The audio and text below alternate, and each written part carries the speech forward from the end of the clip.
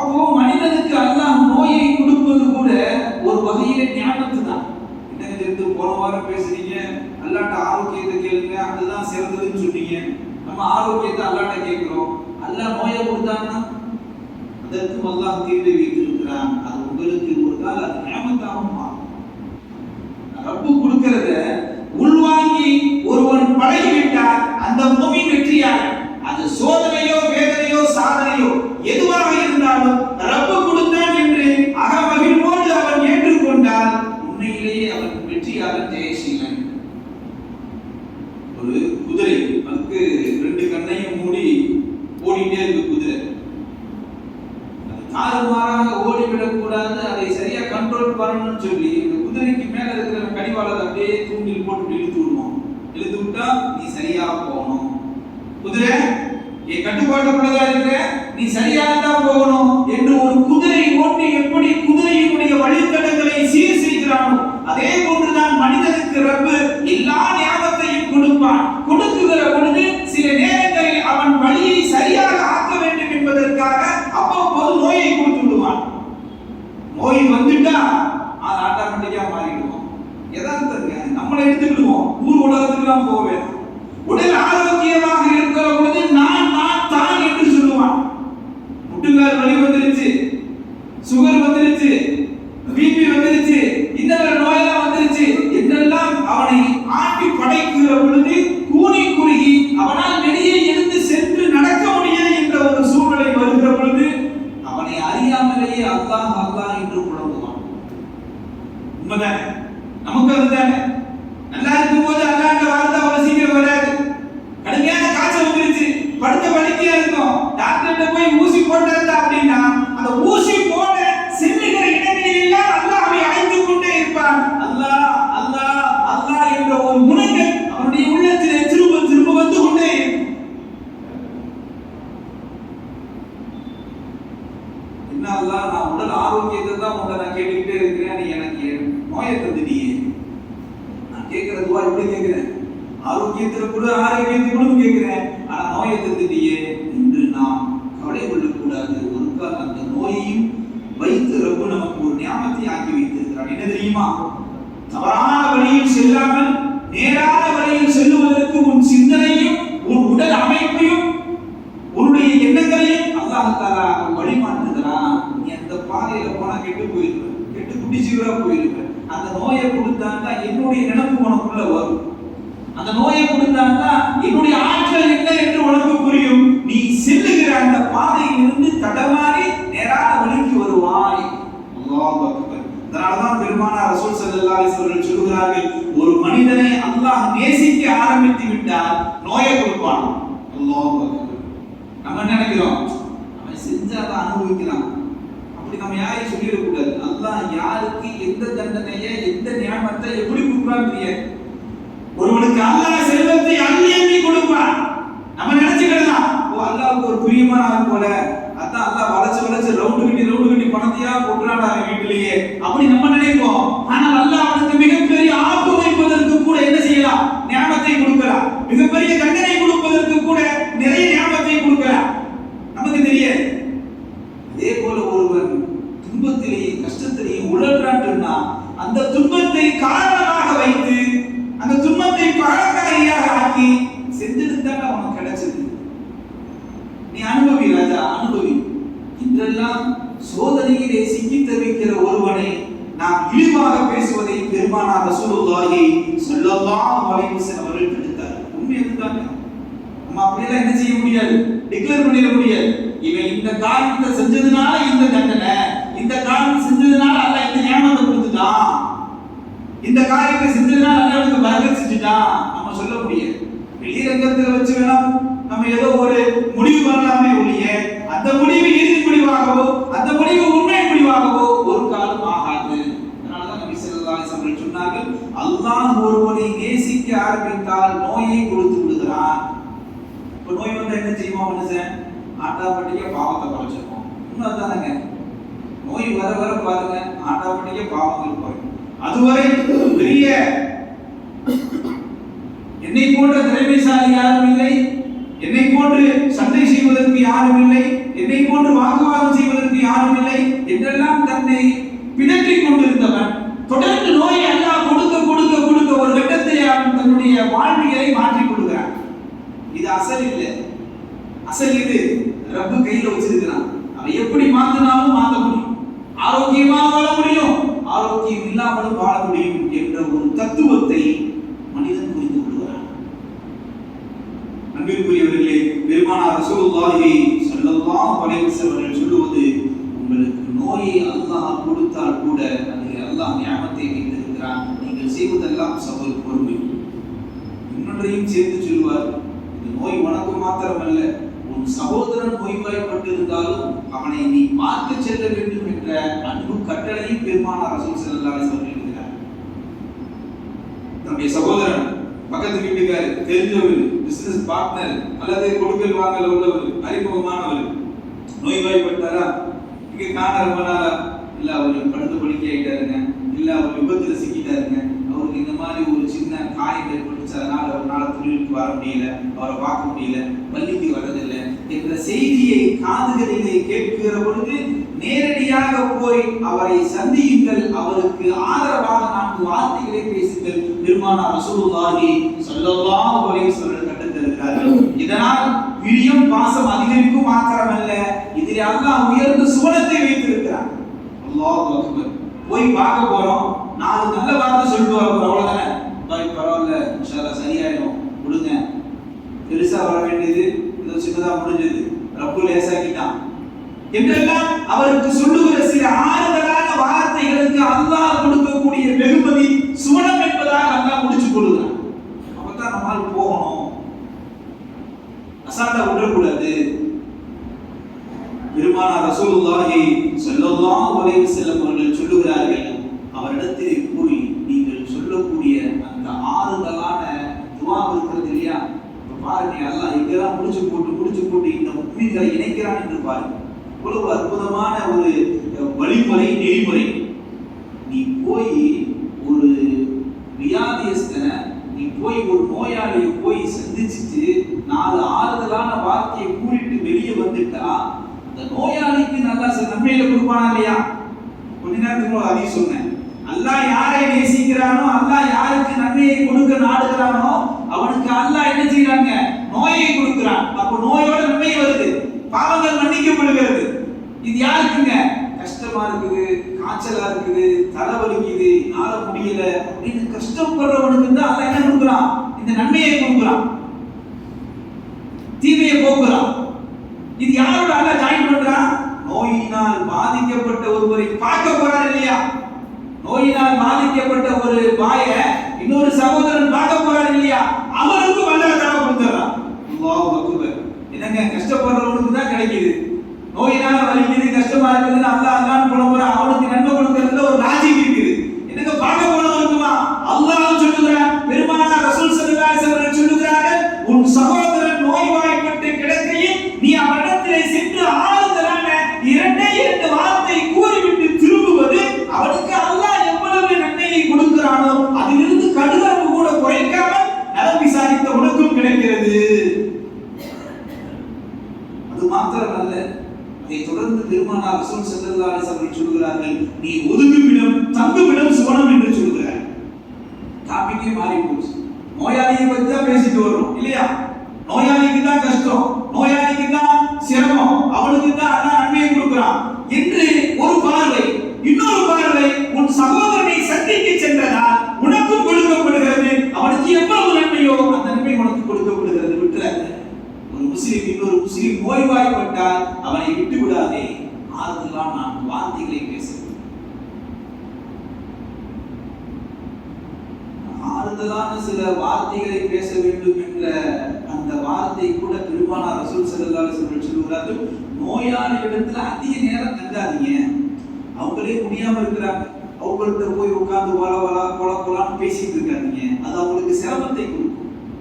இன்னும் சில பேர் நோய் விசாரிக்க நல்ல இடத்துல போக மாட்டாங்க, உள்ள போன உடனே நோய் விசாரிக்க அந்த நோயாளி பக்கத்துல போய் உட்கார்ந்துருவாங்க, பவ்யமா உட்கார்ந்துருவாங்க. ஹதீஸுங்க இப்படித்தாங்க, நல்ல பண்பாடுங்க, உட்கார்ந்துட்டாங்க. பாய் என்ன பாய் அட்டாக்குங்களா, எத்தனை மணிக்கு பாய்? 5 மணிக்கு பாய். இதே மாதிரிதான் பாய் போன வாரம் இதே 4 நெஞ்ச பிடிச்ச அடுத்த நாளே மூத்தா போயிட்டாரு. இந்த வார்த்தையை சொல்லலாங்களா? அவனுக்கு இன்னும் பீதியா போனது எதுக்குங்க? ஆறுதல் சொல்லி நல்ல வார்த்தைகளை சொல்லி அவனை உத்வேகப்படுத்தணும். இதுல என்ன லாஜிக் இருக்குதுங்க? ஒரு நோயாளியை போய் பார்த்து நல்ல ஆறுதல் வார்த்தை கூறுறதுக்கு என்ன லாஜிக்? அவனுடைய மனதை உறுதிப்படுத்தணும், உத்வேகப்படுத்தணும், தெம்பாக்கணும், தைரியமாக்கணும். அதுக்கு தானேங்க. ஒன்றும் இல்லை, நம்மளை சுத்தி நம்ம தெருவில் சொந்தக்காரங்களா இருக்கிறாங்க, உடம்பு சரியில்லைன்னு சொன்னா இயற்கையா ஒரு தெம்பு இருக்கும். சுத்தி சொந்தக்காரங்களா இருக்கிறாங்க, மனைவி இருக்குது, அம்மா இருக்குது. கொஞ்சம் ஊர் விட்டு ஊர் தனியா நானு மனைவி பிள்ளைய மட்டும் இருந்தா ஒரு நோய் கொஞ்சம் கடுமையாச்சுன்னா பயப்படுப்போம். சுத்தி யாருமே இல்லையே, எல்லாம் முஸ்லிம்கள் தான் இருப்பாங்க. தன் ரத்தம் செல்வந்த உறவிலே என்ற ஒரு அச்ச உணர்வு வரும், இயற்கை. இது ஒரு ஸ்டேஜ். இன்னொரு ஸ்டேஜ் ஒரு நாட்டிலே இல்லை, இந்தியாவிலே இல்லை. போயிட்டாரு, அரபிக் கண்ட்ரிக்கு போயிட்டாரு, அல்லது வெளிநாட்டுக்கு போயிட்டாரு. அங்க போய் வேலை செஞ்சுட்டு இருக்கிறாரு, ஆரோக்கியமா இருக்காரு, பிரச்சனை இல்லை. உடம்பு சரியில்லாம போயிடுது. ரொம்ப கஷ்டமான உடம்பு சரி, நான் சொல்ற உடம்பு சரியில்லைன்னா தலைவலி, காய்ச்சல், கை கால் கூட சரியில்லை, ரொம்பவும் வருத்தப்படக்கூடிய வேதனை தரக்கூடிய ஒரு வழி வந்து விட்டால் அப்ப அவன் நினைச்சு பார்ப்பான் பாருங்க, ஒரு பயமும் பதட்டமும் எப்படி அவனுக்கு தொற்றிக் கொள்ளும் இல்லையா? அது ஒவ்வொரு ஆளுக்கும் மாறுபடும். வெளிநாட்டில் இருக்கிற ஒரு ஆட்டை கூப்பிட்டு கேட்டு பாருங்க, அவன் சொல்லுவான், மரண பிடியில் ஒருவன் போய் திரும்பினால் அவன் அங்கு வரைக்கும் போக வேண்டியதில்லை, எங்க நமக்கு மரணம் வந்துருமோ என்று நினைத்தே குழம்பி விடுவான். காரணம், என்னை நம்பி ஒரு குடும்பம் இருக்கிறது, என் ஜனாசா இங்கேயா அங்கேயா தெரியாது. உள்ளூர்ல இருக்கிறது அவ்வளவு பயம் இருக்கு. அப்போ ஒவ்வொருவருக்கும் ஒவ்வொரு விதமான நோய்கள், அதிலிருந்து ஒவ்வொரு விதமான பதட்டங்கள் இருக்கும். நபி ஸல்லல்லாஹு அலைஹி வஸல்லம் சொல்லுகிறார்கள், நீ சொல்லுகிற அந்த இரண்டு ஆறுதலான வார்த்தை அவனை உத்வேகப்படுத்த வேண்டும், அவனை சிரமத்திற்கு உள்ளாக்கி விடக் கூடாது. அதுக்குதான் புகாரியில பெருமானார் ரசூல் ஸல்லல்லாஹு அலைஹி வஸல்லம் சொன்னாங்க, நோயாளிகிட்ட போய் வளவலன்னு பேசாத, சொல்லி போட்டு என்ன செஞ்சிருங்க, அவருக்காக வேண்டி துஆ செஞ்சுட்டு இன்ஷா அல்லாஹ் அல்லாஹ் லேசாக்கிடுவான் என்ற ஒரு நன்மையான விஷயங்களை சொல்லி போட்டு வந்திருங்க. நபி ஸல்லல்லாஹு அலைஹி வஸல்லம் தொடர்ந்து பேசுவார்கள். ஒரு முஸ்லிம் அல்லாஹ்வுக்கு பிடிச்சிரும், அவன் தொழுகவும் மாட்டான், வணங்கவும் மாட்டான், அப்படி நம்ம விலைக்கு கேடும். அதுதான் அப்படி சொல்றோம், எந்த நன்மையும் செய்யறதில்லை, ஆனால் அல்லாஹ்வுக்கு அந்த முஸ்லிமை பிடிக்கும். அல்லாஹ்வுடைய கையில் இருக்கிறார். 5 நேரம் ஒரு ஆள் விடாம தொழுது ஹஜ் செஞ்சு எல்லா நன்மையும் செஞ்சாரு, அல்லாஹ்வுக்கு பிடிக்கணும்னு வைங்களேன், அல்லாஹ் அவனுடைய நன்மையை பூரா ஒதுக்கிட்டு அதாவது தூக்கி போடவும் அவனுக்கு அதிகாரம் இருக்கு. ஒரு முஸ்லிம் ஒரு நன்மையுமே செய்யல, ஏதோ ஒரு நாய்க்குட்டிக்கு தண்ணி வச்சா அப்படின்னு புகாரில் ஒரு ஹதீஸ் வருது. நாய்க்குட்டிக்கு தண்ணீர் வைத்து அந்த தாகத்தை தீர்த்ததால் சுவனம். அப்போ ரப்பு கையில் இருக்கு, சொர்க்கமா நரகமா என்பது ரப்பு கையில் இருக்கு. ஆனா அந்த ரப்பு என்ன செய்யறான்னா, ஒரு முஸ்லிம் தொடர்ந்து வாழுகிற காலங்களில் பாவமா செஞ்சுக்கிட்டே இருக்கிறான். அப்ப அந்த பாவத்தை போக்கணும்னா ஒரு காரணம் வேணுமா இல்லையா? அல்லாஹ் என்ன சொல்ற, பெருமானார் ரசூல் ஸல்லல்லாஹு அலைஹி வஸல்லம் சொல்கிறார்கள், ஒரு முஃமினுக்கு ஏற்படக்கூடிய கஷ்டம், சஞ்சலம், துக்கம், வேதனை, அவன் உடம்பில் ஏற்படக்கூடிய காயங்கள், இதுக்கெல்லாம் அல்லாஹ் தஆலா பாவத்தை மன்னிக்கிறான் என்று பெருமானார் ரசூலுல்லாஹி ஸல்லல்லாஹு அலைஹி வஸல்லம் சொன்னார். இந்த ஹதீஸை ஓதுற காலத்தை நாங்க படிக்கும் போது படிச்சுட்டு வேகமா அந்த பாடத்துல இருந்து இன்னொரு பாடத்துக்கு போகணும். வேகமா போகும்போது செவுத்துல இடிச்சுட்டோம், இடிச்ச உடனே கையில சிராய்ப்பாயிடுச்சு. நண்பர் சொல்ல, இன்னைக்கு தான் அந்த ஹதீஸ் படிச்சோம், பாருங்க சிராய்ப்பாயிடுச்சு. உண்மைதான், வேலை செய்யறோம், கடையில வேலை செஞ்சுட்டு இருக்கிறோம், ஒரு பொருளை எடுக்க போறப்ப சிராய்ச்சிச்சு, லேச ரத்தம் வருது, கஷ்டமா இல்லையா, வலிக்குதா இல்லையா? நபி அவர்கள் சொல்லுகிறார்கள், ஒரு முஃமினுக்கு ஏற்படக்கூடிய வலி, வேதனை, கஷ்டம் அனைத்திலும் அல்லாஹ் நன்மையை வைத்திருக்கிறான், பாவங்களை போக்குகிறான். என்னங்க காரணம்? நம்ம நினைக்கலாம், அல்லாஹ் நம்ம கஷ்டத்துக்கு மேல கஷ்டம் கொடுக்குறான், துன்பத்துக்கு மேல துன்பம் கொடுக்குறான், நம்மளை போட்டு வாண்டி எடுக்கிறானே என்று நம்முடைய உள்ளம் பேசலாம்.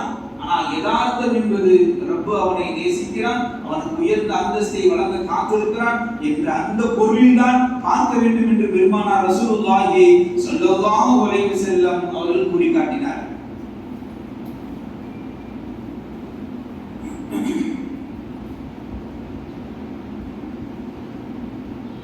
ஒரு மனிதனுக்கு கஷ்டமா இருக்கு, சிரமமா இருக்கு, நமக்கு தெரிஞ்ச உடனே வைக்கல, அப்போ ஏதோ ஒரு பிரச்சனை நம்மள்ட்ட சொல்றாரு, அந்த பிரச்சனைக்கு நம்ம 2 வார்த்தை ஆறுதலா சொன்ன உடனே அல்லாஹ் அதை எப்படி பண்ணிடுறான்னா, அவனுக்கு எவ்வளவு சிரமத்தை தாங்கினதுக்கு எவ்வளவு ஒரு பத்திரமும் வச்சுக்க விலகத்தான் சொல்லுவோம்.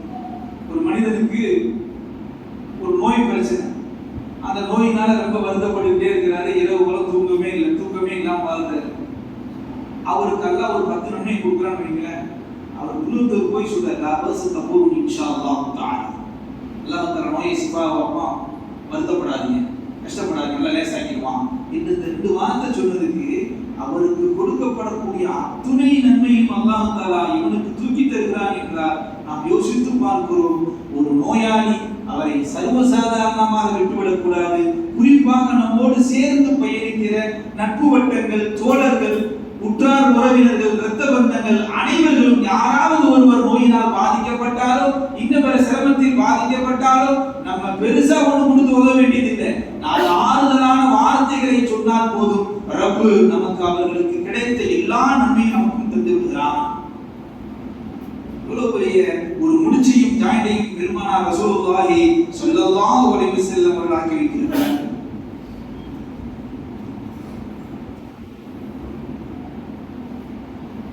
ஒரு முறை பெருமானார் ரசூல் ஸல்லல்லாஹு அலைஹி வஸல்லம் அவங்க சஹாபாக்களை கேட்கிறாங்க, இன்னைக்கு உங்களை யாருக்காவது உணவு கொடுத்தீங்களா அப்படின்னு கேட்கிறாங்க. அப்போ அபூபக்கர் ரலியல்லாஹு அன்ஹு கேட்கிறாங்க, யா ரசூலல்லாஹ், இன்னைக்கு நான் ஒரு ஏழை பசின்னு வந்து நின்னாரு, அவருக்கு நான் உணவு கொடுத்தேன். அப்ப ரசூல் ஸல்லல்லாஹு அலைஹி வஸல்லம் கேட்கிறாங்க, அடுத்து இன்னைக்கு யாராவது நோன்பு வச்சிருக்கீங்களான்னு நஃபிலான நோன்பு, இன்னைக்கு யாராவது நோன்பு வச்சிருக்கீங்களான்னு கேட்கிறாங்க. அப்போ அபூபக்கர் நாயகம் எந்திரிக்கிறாங்க, எந்திரிச்சு யா ரசூலல்லாஹ், நான் இன்னைக்கு நோன்பாளியாக இருக்கிறேன் என்று சொல்றாங்க. மூணாவது கேட்கிறாங்க, உங்களுடைய தோழர்கள், உங்களுக்கு பழக்கப்பட்டவர்கள் யாராவது உடல்நிலை பாதிக்கப்பட்டு நோயினால் பாதிக்கப்பட்டு வீட்டில் இருக்கக்கூடிய அந்த நபரை போய் சந்தித்தவர்கள் யாராவது இருக்கிறீங்களா இந்த மஜ்லிஸ்ல அப்படின் போது அப்போயும் அபூபக்கர் சித்திக் ரலியல்லாஹு அன்ஹு அவர்கள் எதிர்த்து சொன்னாங்க, யார சொல்லலாமா, இன்ன தோழர் உடல் நோய் வாய்ப்பட்டு படுத்த படிக்க வீட்டில் இருக்கிறார், அவரை போய் நான் சந்திச்சுட்டு வந்தேன் என்று சொல்லுகிற பொழுது பெருமானார் ரசூலுல்லாஹி ஸல்லல்லாஹு அலைஹி வஸல்லம் சொன்னார்கள், வஜபத்தில் ஜன்னா, சொர்க்கம் வாஜிபாக ஆகிவிட்டது. யார் இந்த 3 காரியங்களை தொடர்ந்து செய்து கொண்டிருக்கிறார்களோ அவர்களுக்கு ரப்புல் ஆலமீன் சுவனத்தை நிச்சயமாக தருவான் என்று பெருமானார் ரசூல் ஸல்லல்லாஹு அலைஹி வஸல்லம் அவர்கள் கூறினார். அதனால நோய்வாய்ப்பட்டிருக்கக்கூடியவரிடத்திலே மென்மையாக நடந்து கொள்ள வேண்டும், அவரிடத்திலே பரிவோடு நடந்து கொள்ள வேண்டும். காரணம், ஆயிஷா பெருமானார் ரசூல் ஸல்லல்லாஹு அலைஹி வஸல்லம் சொல்வார்கள், ஆயிஷா, மனிதன் விரும்புகிறான் அல்லாஹ் நம்மள்ட்ட மென்மையா இருக்கணும், அல்லாஹ் நம்மள்ட்ட பாசமா இருக்கணும், அல்லாஹ் நம்மள்ட்ட நேசமா இருக்கணும் மனிதன் நினைக்கிறான். ஆனா அதே பாசத்தையும் நேசத்தையும் மென்மையையும் பிறருக்கு இவன் தருகிறானா என்றால் இல்லை. இவர் கடுகடுப்பா இருப்பாரா, இவர் டென்ஷன் பார்ட்டி பேர் வாங்கிக்குவாரா, ஆனா அல்லாஹ் இவர்கள் டென்ஷன் ஆகக்கூடாது. எவ்வளவு பெரிய லாஜிக் பாருங்க. அல்லாஹ் உன்னை நேசிக்க வேண்டும், அல்லாஹ் மென்மையாக உன்னிடத்திலே நடக்க வேண்டும் என்றால் நீ மற்றவரிடத்திலே பரிவோடு நடந்து கொள். அகங்காரத்தை ஒதுக்கிடு, சந்தோஷத்தையும் சகோதரத்துவத்தையும் அடுத்தவரையும் மதிக்கக்கூடிய ஒரு அமைப்பில் அவன் வாழுகிற பொழுதெல்லாம் அல்லாஹ்வுடைய நேசம் அவனுக்கு கிடைக்கும். ஒரு வாழுகிற காலமெல்லாம் நான் ஆனஸ்டான ஆளுங்க, யாருக்கும் முகமுறை கொடுத்து பேச மாட்டேனுங்க அப்படின்னு ரொம்ப மூர்க்கமாக சுத்தக்கூடிய உனக்கு அல்லாஹ் மூர்க்கத்தை காட்டினா என்ன ஆகுங்க? நீ அப்படித்தான் நடந்துக்கிற, நானும் வந்து அப்படி நடந்துக்கிறேன்னு என்ன ஆகும்? நான் பெருமானார் ரசூல் ஸல்லல்லாஹு அலைஹி வஸல்லம் சொல்ற, ஆயிஷா, அல்லாஹ் மென்மையாக நடக்க வேண்டும், விருப்பமாக நடக்க வேண்டும், நேசமாக நடக்க வேண்டும் என்றால் நீங்கள் மக்களிடத்திலே அந்த நேசத்தை கடைபிடிக்க வேண்டும் என்ற செய்தியை பெருமானார் ரசூலுல்லாஹி ஸல்லல்லாஹு அலைஹி வஸல்லம் அவர்கள் கூறி காட்டுகிறார். அப்ப உலகத்திலே வாழுகிற காலமெல்லாம் நமக்கு ஏற்படக்கூடிய துன்பத்திற்கும் துயரத்திற்கும் அல்லாஹ் ஒரு மாற்று வழியை வைத்திருக்கிறான், ஒரு மாற்று ஏற்பாட்டை வைத்திருக்கிறான். சில பேர் எப்படின்னா நோய் வந்துடும், அல்லது குடும்பத்தில் பிரச்சனை வந்துடும், மகனால பிரச்சனை, அல்லது கொடுக்கல் வாங்கல் பிரச்சனை, பொருளாதார பிரச்சனை, சொத்து பிரச்சனை, பயங்கரமான பிரச்சனைகள் இருக்கு. இந்த பிரச்சனையை சமாளிக்காம மனிதன் எப்படி சொல்லக்கூடாது என்று பெருமானார் ரசூல் ஸல்லல்லாஹு அலைஹி வஸல்லம் கற்றுத் தருகிறார்.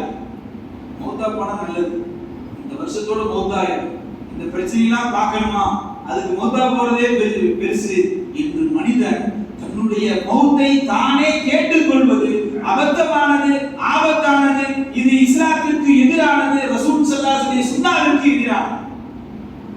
மௌத்தை கேட்கறது நமக்கு ரைட்ஸ் கிடையாதுங்க.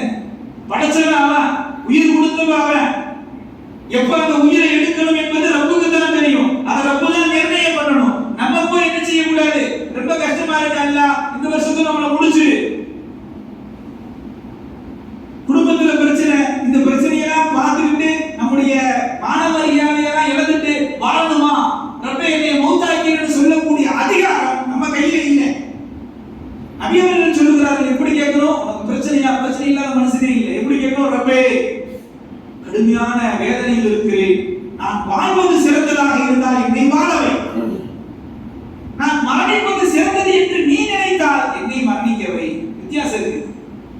ரப்பட்டு அல்லாஹ் என்னை மௌத்தாக்கின்னு கோரிக்கை வைக்க நமக்கு அதிகாரம் கிடையாது. அதை எப்படி சொல்லலாம், நான் வாழ்வதும் வீழ்வதும் வாழ்வதும் மரணிப்பதும் உன் கையில் இருக்கிறது, ரப்பே நான் வாழ்வது நன்றாக இருந்தால் என்னை வாழவை, இல்ல நான் வாழ்றது சரியில்லை அப்படின்னு உனக்கு தெரியும், எனக்கு தெரியாது. மரணிப்பதுதான் எனக்கு சிறந்தது என்றால் ரப்பே எனக்கு மரணத்தை கொடு. புகாரிலே பதிவு செய்யப்பட்ட ஹதீஸ். அப்படியானால் ரப்படத்தில் நமக்கு ஏற்படக்கூடிய வேதனை சோதனைகளை வைத்து என்னை மரணமாக ஆக்கிவிடு என்று சொல்லுவது ஒரு மிகப்பெரிய ஆதார பாதாளத்தில் கொண்டு போய் நம்மளை சேர்க்குமே ஒழிய ஒரு காலம் அல்லாஹ்வுடைய நேசத்தை பெற்றுத்தரார். அதனால் நமக்கு ஏற்படக்கூடிய எல்லா விதமான துன்பங்கள் துயரங்கள் அனைத்திற்கும் ரப்பு இன்னொரு புறம் நன்மைகளை அடுக்கி வைத்துக் கொண்டே இருக்கிறான்.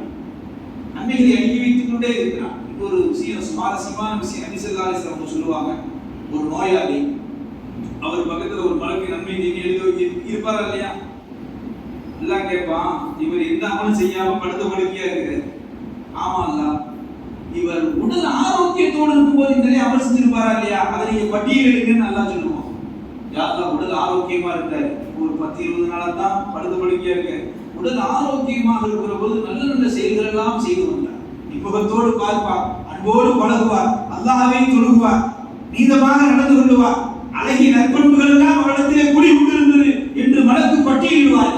இதை பார்த்து அல்லாஹ் சொல்வான், அப்படியானால் இப்ப இந்த 20 நாள் படுத்த படுக்கையா இருக்காரு இல்லையா, அந்த 20 நாளுக்கும் அவர் எந்த அமலை உடல் ஆரோக்கியத்தோடு இருக்கும் போது செய்தாரோ அதே நன்மையை ஜெராக்ஸ், அதே நன்மை எடுத்து இப்ப எழுது.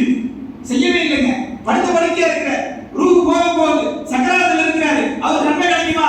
பெருமானார் ரசூல் ஸல்லல்லாஹு அலைஹி வஸல்லம் சொல்லுகிறார்கள், வாழும் காலமெல்லாம் ஆரோக்கியமாக இருக்கும் காலமெல்லாம் அவன் செய்த அத்துணை நன்மையும் ரப்பு அந்த நோயினால் பாதிக்கப்பட்டிருக்கிறான் இல்லையா, அவனுக்கு அல்லாஹ் பரிசாக வழங்குகிறான் என்று பெருமானார் ரசூல் ஸல்லல்லாஹு அலைஹி வஸல்லம் சொல்லுகிறார். இதனால் நோய் என்பது ஒரு கஷ்டம், துக்கம், வேதனை ஒரு புறம் இருந்தாலும் அந்த நோயை கொடுத்ததும் ரப்பு, எடுப்பதும் ரப்பு என்று அதில் யார் பொறுமை காக்கிறார்களோ அந்த பொறுமைக்கு உண்டான பரிசு அதை அல்லாஹ் தஆலா சுவனத்திலே தர காத்திருக்கிறான். ஆக நமக்கு நோய் ஏற்பட்டாலும் நம்மை சுற்றி இருப்பவர்களுக்கு, நம்முடைய தோழர்களுக்கு, நட்பு வட்டங்களுக்கு, உற்றார் உறவினர்களுக்கு நோய் ஏற்பட்டால் அவர்களை நலம் விசாரிக்க செல்வதும் அற்புதமான பெருமானார் ரசூலுல்லாஹி ஸல்லல்லாஹு அலைஹி வஸல்லம் பண்பாக இருக்கிறது. நோயின் கேள்விப்பட்டுட்டோமா, சும்மாவாது கேட்க, பாய் உடம்பு பரவாயில்ல, நல்லா இருக்கீங்களா, கேள்விப்பட்டேன் என்று ஒரு வார்த்தையாவது நாம் சொல்லிவிட்டால் ரப்பு கொடுக்கக்கூடிய நன்மை அலாதியான நன்மை. சொல்றது ஒரு லைன் தான். அதனால் நலம் விசாரிப்போம், நாமும் நலமோடு வாழுவோம். ரப்புல் ஆலமீன் நமக்கு கொடுக்கக்கூடிய முசீபத்துகளை, நோய்களை நன்மைகளாக மாற்றி நாளை மறுமையிலே உயர்ந்த பாக்கியத்தை பெற்ற நல்லடியார்கள் கூட்டத்தில் எல்லாம் வல்ல அல்லாஹ் நம் அத்துணை ஆக்கி அருள்வானாக. வாஹிர் தாவானா அல்ஹம்துலில்லாஹி ரப்பில் ஆலமீன். அஸ்ஸலாமு அலைக்கும் வரஹ்மத்துல்லாஹி